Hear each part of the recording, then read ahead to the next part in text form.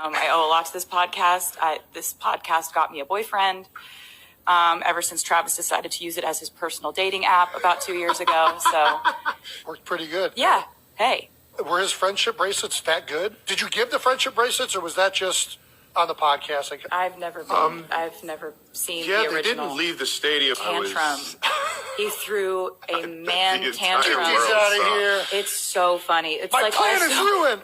She loves me. She loves me not. She loves me. She loves me not. This is so she wild. Hates me.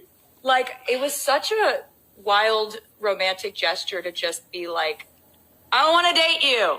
Like, I don't know.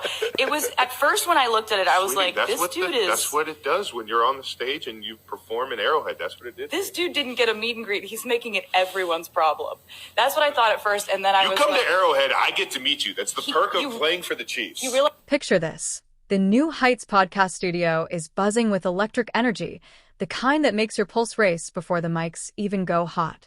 The lights are warm, the cameras are rolling, and Jason Kelce strides in, fresh off a family vacation, radiating the glow of a dad who's just welcomed his newborn daughter, Finley, into the world.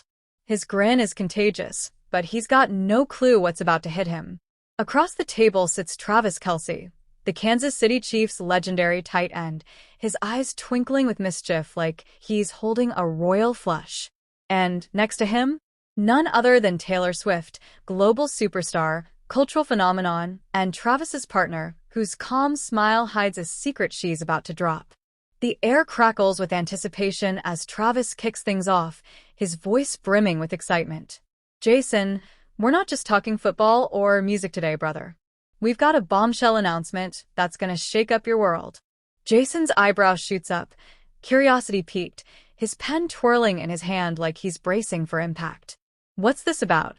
I just got back from diaper duty, man. What's going on? He asks, half laughing, half wary. Taylor leans forward, her voice soft but steady, like she's about to unveil a masterpiece.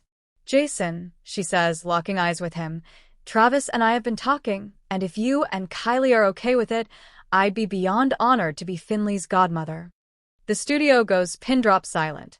Jason's pen clatters to the table, his jaw practically hitting the floor. Wait, what? You're serious? He stammers, his hand clutching his chest like he's trying to keep his heart from leaping out. Taylor nods, her smile widening, and the room erupts in laughter and gasps. Jason's eyes glisten. Yep, the big guy's tearing up. Taylor, I'm floored. Kylie and I would be thrilled, but I never thought I'd hear this on a podcast of all places. Travis claps his hands, grinning like he's just scored a touchdown. That's right, man. I've been sitting on this for weeks, plotting to catch your real reaction on air. Gotcha. The audience is hooked already, right? You're leaning in, picturing Jason's stunned face, feeling the warmth of this family moment. But let's rewind. How did we get here? Travis, ever the showman, tees up the episode with a nod to the listeners. 92% airs, we bring the heat every week. But today's special. We've got the most requested guest in New Heights history, a woman who's rewritten the rules of music, culture, and, let's be real, my life. Jason jumps in, his voice booming with pride. From Reading, Pennsylvania, not Nashville, my bad, this is the most awarded artist in American Music Awards, Billboard, and iHeartRadio history. She's got 14 Grammys for Album of the Year wins and just wrapped the Eras Tour, a 149-show juggernaut across 5 continents that smashed every attendance record in the book. Her latest album, The Tortured Poets Department, racked up 1.76 billion streams in its first week. Oh, and she's a Chiefs fan with 19 wins, 2 AFC titles, and a Super Bowl under her belt. 92% airs. Are you ready for it? Give it up for Taylor Swift. The crowd, real or imagined, loses it. Taylor laughs, blushing at Jason's epic intro. Oh my gosh, Jason, that was insane. You screamed for, 47 seconds straight. I'm cramping just listening to you. Travis chimes in. Tay, welcome to New Heights, my favorite podcast, but don't tell Jason I said that. Taylor's grin is pure charm. Thanks for having me, you guys. This is my favorite podcast too, and I'm not just saying that because I'm here. Your male sports fans? They're about to get a whole lot of me today, so buckle up. The vibe is electric, and the hosts dive into why Taylor's here. Travis leans in, his tone playful but sincere. Tay, you've got a million things going on, tours, albums, breaking the internet. Why carve out time for our little show? Taylor's eyes light up, and she leans into the mic, speaking directly to the listeners. This podcast changed my life. No exaggeration. 2 years ago, Travis turned new heights into his personal dating app, and, well, here we are. I owe you guys big time for that. The audience chuckles, imagining Travis's bold move. Jason jumps in. Okay, let's talk about that. Travis, you made those friendship bracelets, tried to get backstage at the Eras tour and got shut down hard. What was that like? Travis laughs, shaking his head. Man, I was but hurt, no lie. I'm at Arrowhead, thinking I'm gonna meet Taylor because I know the elevator lady. I'm like, I got this. Nope. Denied. I went on this show and vented to the world, and somehow it worked out. Taylor's laughing now, her voice warm and nostalgic. It was like something out of an 80s rom-com. Travis is out there, basically holding a boombox over his head, shouting, "Date me." I'm not big on social media. My DMs are a war zone, but this felt real, like he was standing outside my window. I thought, if this guy's not crazy, this is exactly what I've been writing songs about since I was a kid. Spoiler, he's the good kind of crazy. The audience is eating it up, and you can feel the chemistry between them.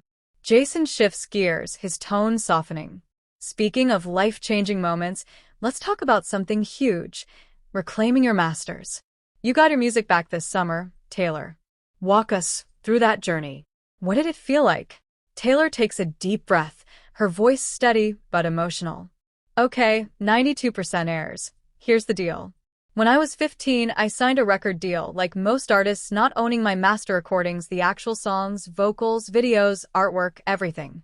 That's your legacy, your diary entries, your heart and soul. For years, I saved up to buy them back, but every time I tried, it fell apart. My music was sold multiple times, and the first time it happened, it gutted me. I started re-recording my first 6 albums as a way to take back control, pouring everything into making them mine again. It was defiant, maybe a little stubborn, but it was my only shot. Fast forward to this summer, after the Eras tour, my team and I approached Shamrock Capital, the owners of my masters. I didn't want a partnership or a percentage. I wanted it all. My mom and brother flew to LA, sat down with them, and told my story. Every failed attempt, every heartbreak, every time we thought we had a deal, and it collapsed. Months later, I'm in Kansas City, and my mom calls. Taylor, you got your music. I hit the floor, sobbing, barely able to speak. I ran to Travis, who's in the middle of a video game, and I'm trying to play it cool but end up a total mess, crying, I got it all back. It's changed my life. Every day, I used to wake up haunted by not owning my work. Now, I wake up grateful, pinching myself that this happened. Travis's voice softens, his admiration clear. I was there when she got that call, and I was bawling too. Seeing how hard she works, every lyric, every video, every detail, it killed me that she didn't own those first 6 albums. But her fans, the Swifties, they made this possible. They showed up to the Eras tour, streamed the re-recordings, and said, "We're with you." That's power. Taylor nods, her voice brightening. Exactly. My fans were like, "We ride at dawn." They embraced the re-recordings, and artists like Phoebe Bridgers, Chris Stapleton, and Fall Out Boy jumped in to help. The industry thought I was crazy. Who's gonna listen to the same album twice? But my fans proved them wrong. And my live band? They played on those re-records, making them sound flawless.